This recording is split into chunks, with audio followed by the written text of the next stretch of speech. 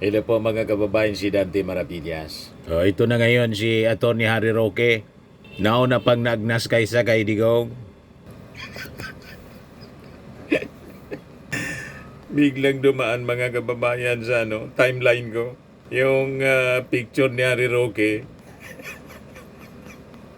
Hindi na magawang makapanuklay. Sa bagay, okay man itong itsura niya ngayon kasi undas. Hindi na niya kailangan na hindi na niya kailangan gumamit pa ng costume na pang Halloween. Natural na po. Yung piloka ni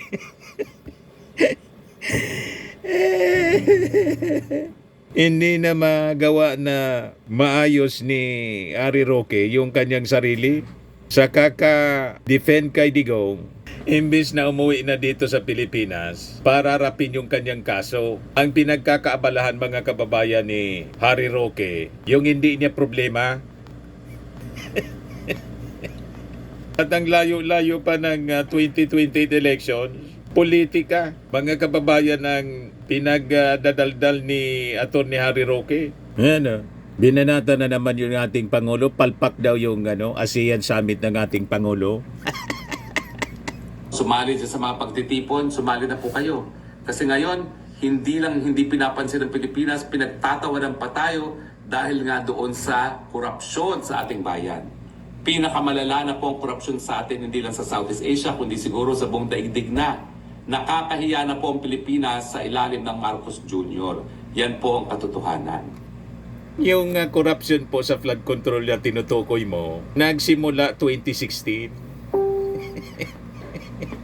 Yan mismo yung sabi ni Diskaya sa pagtatanong ni Bato de la Rosa. Kaya malabo ang nag-expose ng corruption yung ating Pangulong Bongbong. Kaya malabo itong pinagsasabi mo po, Atty. Harry Roque. Kaya kayo hindi na makapanuklay kasi ang tinutumbok ng investigasyon, yung previous administration. Kasi yun man dapat talagang tumbukin. Di ba? Yung sa present administration, 3 taon lang. Although, yung sa present administration na korupsyon, iniimbestigahan din po. Kasi tuloy-tuloy siya, pero nagsimula ang matinding kurakutan sa DPWH, sa flood control, 2016. Kaya pala, kahit 13,000 ang sinasabing pinagawa na flood control projects ng previous administration, pagpasok ng ating administrasyon ng ating Pangulo, bumabaha pa rin ang todo. Kasi pala, karamihan sa mga flood control projects ng previous administration ghost.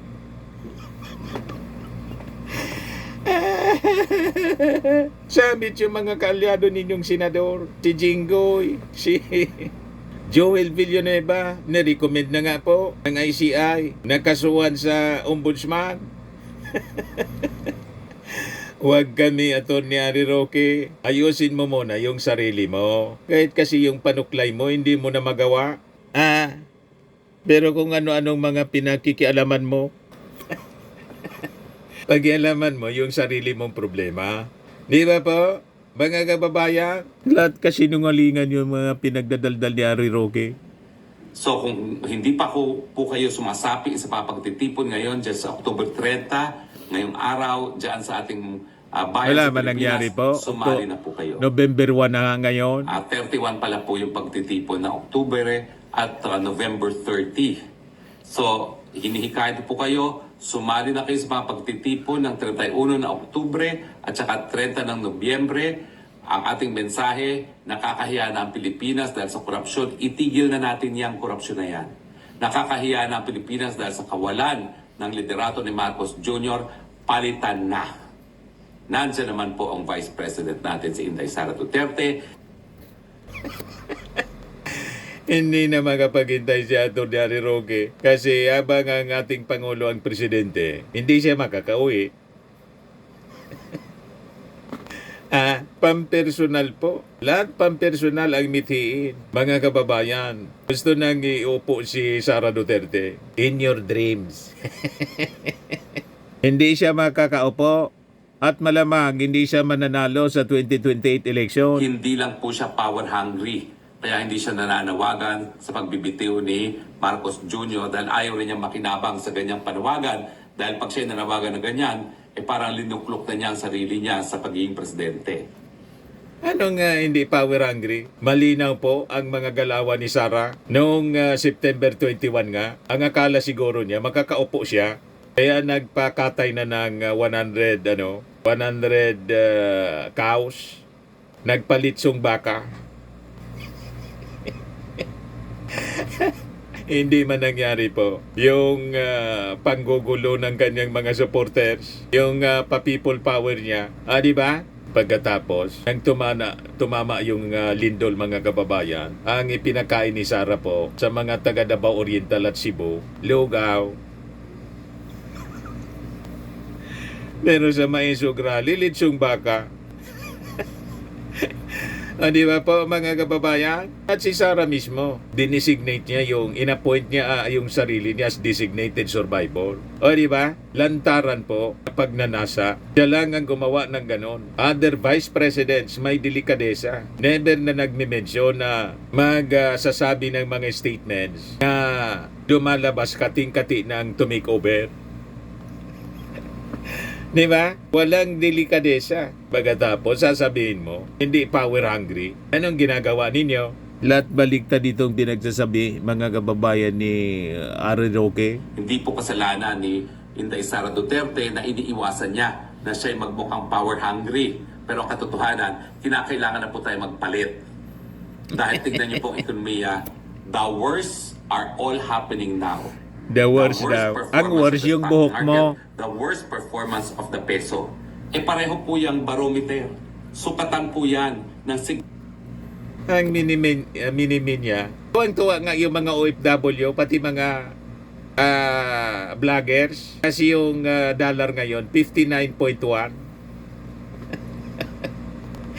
Di ba? Pag tumaas ang value ng dollar against the peso, 59 pesos. Tuwang-tuwa po yung mga OFW kasi dollar yung pera nila. At mga vloggers, tuwang-tuwa rin.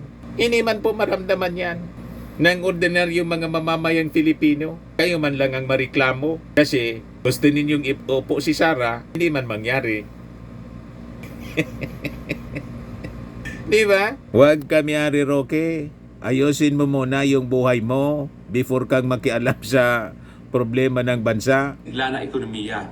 Kung pinakamalala na po ang bagsak ng piso at ng stock market, yan po ang pinakamalalang bagsak ng kabuhayan sa Pilipinas. Gumising na kayo. Matindi na ang problema sa pagkagutom. Ngayon ang pagkagutom kasama na ng pangunahing problema ng sabayan ng Pilipinas.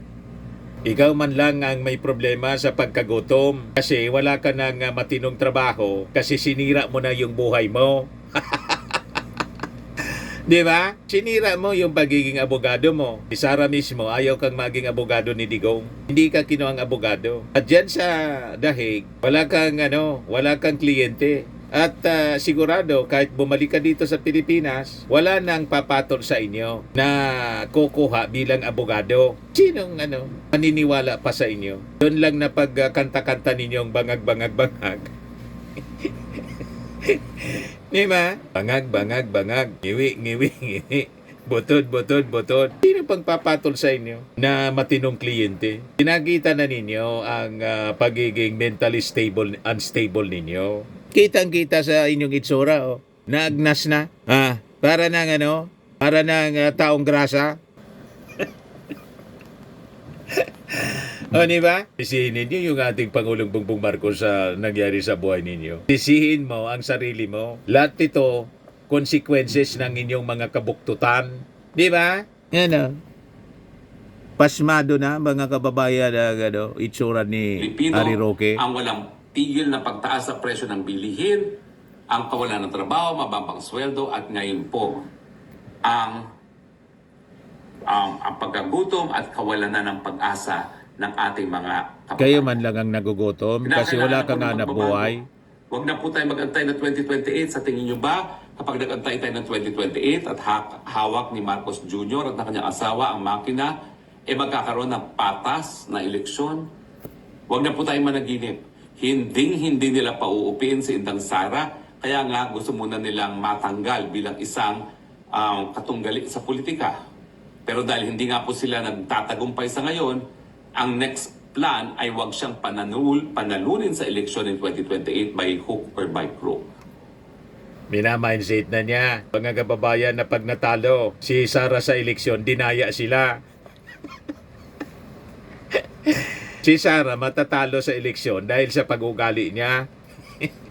Di ba? At wala man siyang achievement, wala siyang performance. Lahat lang ginagawa niya gala, tree planting. Yun lang naman ang pinagagawa niya. Anong achievement ang pwedeng ipagmalaki ni Sara Duterte? Kung hindi yung mga maisog rally lang niya. Travel ng travel, wala mang balik para sa ating bansa. Sinong matinong Filipinong boboto kay Sara Duterte na siya, mga kababayan, worst vice president ever na umupo sa Pilipinas? Huwag kami, Ari Roque. Minamindset mo yung mga tao, binibrainwash mo, pinapaniwala mo na pag natalo si Sara, dinaya.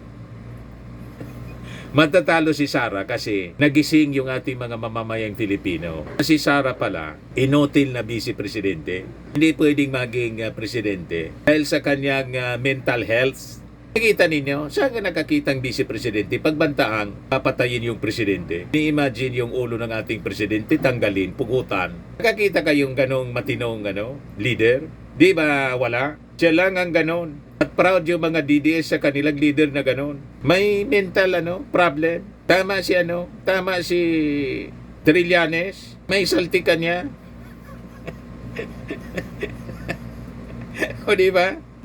Ulitin ko po, huwag na kayong umasa na babasahin ng tama ng mga makina ang boto ninyo para kay Inday Sara kung aantayin nyo pang eleksyon sa 2028. Dapat ngayon pa lang gawin na nating presidente si Inday Sara dahil hindi na tayo mabubuhay pa. Siniraan yung comedy, mga kababayan. Kaya daw ngayon na gawin ng presidente si Sara dahil hindi na daw mabubuhay pa. Ikaw man lang ang hindi mabubuhay kasi jobless ka. Sinira mo yung hanap buhay mo. Huwag mong isisi sa Marcos administration ang lahat ng mga nangyaring masama sa inyo kasi ito natural consequences ng inyong kasamaan. Di ba? Kung aantayin pa natin ang 2028, baka mamaya mahigit 100 na ang dolyares pagdating ng 2028. At the rate, itong si Marcos Jr. ay nagpapalakad ng mga bagay-bagay. Baka mamaya mahigit 100 na ang dolyares pagdating ng 2028. At the rate, itong si Marcos Jr. ay nagpapalakad ng mga bagay-bagay. Maawa naman po tayo sa ating mga sarili. Tama na po ang paghihirap ng Pilipino. Palitan na po natin ang Marcos Jr. Gawin po natin yan sa mapayapang mga pamamaraan. Kung ayaw niya magbitiw, subukan natin siyang impeach. Kung ayaw niyang mapa-impeach, gawin na po natin ang desisyon na nakasalalay lamang sa soberenyang mga Pilipino. Yan po ay patalsikin na sa pwesto itong si Marcos Jr. Umuwi ka na rito para pamunuan mo yung revolusyon. Ang problema, sige lang ang sulsul mo sa mga sa mga supporters ninyo. Hindi nga umabot sa 100 yung nagrarally every Friday doon sa It's a Shrine. Mga vloggers lang na mga DDS vloggers lang yung mga nandoon. Huwag kami, Ari Roque. So ano ang pakinabang natin sa mahinang peso against the dollar? O ito ang paliwanag ng Bloomberg. Ano niya yung pros and cons of a weak peso? More than 10 million Filipinos live and work abroad and many of them send money home to help their families. These remittance flows reached a record 34.5 billion US dollars last year. Sabi ng Bloomberg, a weaker peso makes the remittances more valuable, increasing the purchasing power of this money in the Philippines. This could spur household spending, which would benefit consumer-centric companies. Household consumption accounts for around 2/3 of the nation's gross domestic product. The currency depreciation could also strengthen the usual seasonal uptick in remittances in the fourth quarter ahead of Christmas and New Year holidays. Kaya tuwang-tuwa yung mga OFWs kasi yung remittance nila, yung value ng peso, 59. 0.1 against the dollar. So padala silang padala, mga kababayan, para may panggastos yung pamilya. At yung mga vloggers masaya kasi mataas yung value ng US dollar sa peso. O, di ba? Mas mataas ang value. O, di wow. Kaya may pros and cons po. Ang pinipinta mga kababayan, isipan natin ni Harry Roque, parang dilubyo na. Para lang siraan yung ating Pangulo, yung Marcos administration. Huwag kami, Harry Roque, hindi ka man ekonomista para maniwala kami sa kwento mo. Paniwalaan namin itong mga economists from Bloomberg. Ano pa, a weaker peso would also make it cheaper and more appealing for overseas businesses to outsource jobs to the Philippines, providing a favorable backdrop for firms to boost hiring or raise salaries, which could in turn support consumption. The Philippines is one of the world's largest hubs for business process outsourcing, employing nearly 2 million people in the industry. A weaker currency also makes a country's goods more affordable for foreign buyers. The peso depreciation could therefore boost the international competitiveness of Philippine manufacturers, potentially leading to an increase in export volumes and revenues. That in turn may help to shrink the national trade deficit, which currently averages around $3 billion to $4 billion a month. On the flip side, a weak peso makes imports more expensive, curbing demand for foreign products while adding to inflationary pressures. So, ang gagawin mo lang, huwag ka na munang bibili ng mga imported products, imported goods, kasi mas expensive siya. Buy Filipino tayo. Nakatulong pa tayo sa economy ng ating mga kababayan, negosyo ng ating mga kababayan. Buy Filipino muna tayo. O, di ba? Kaya huwag kayong nagpapaniwala sa tulad ni Harry Roque na wasak na po yung pagkatao. Ang nagwasak ng kanyang pagkatao at isip niya, siya man lang mismo dahil sa kanyang kabuktutan. Dati to, dahil sa masama niyang gawain, walang tigil na paninira, kaya Ayon, bumalik sa kanyang katawan. di ba po?